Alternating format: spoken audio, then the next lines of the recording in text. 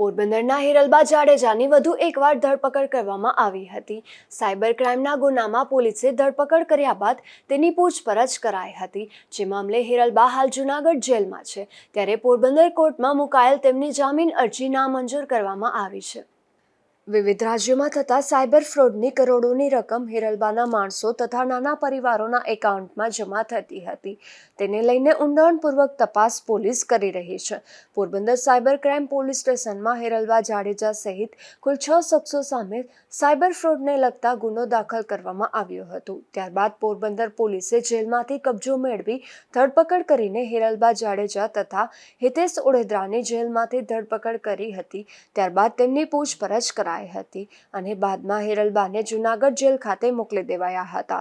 ત્યારબાદ સાયબર ક્રાઇમના આ કેસમાં મહત્વની ભૂમિકા ભજવનાર મુંબઈના મલાડ વિસ્તારમાં રહેતા સચિન કનકરાય મહેતા અને અન્ય અજય ચૌહાણ નામના શખ્સને પોલીસે ઝડપી લીધા હતા। જે સમગ્ર મામલે હિરલબાએ પોરબંદરની કોર્ટમાં જામીન અરજી મૂકતા કોર્ટે જામીન નામંજૂર કર્યા છે।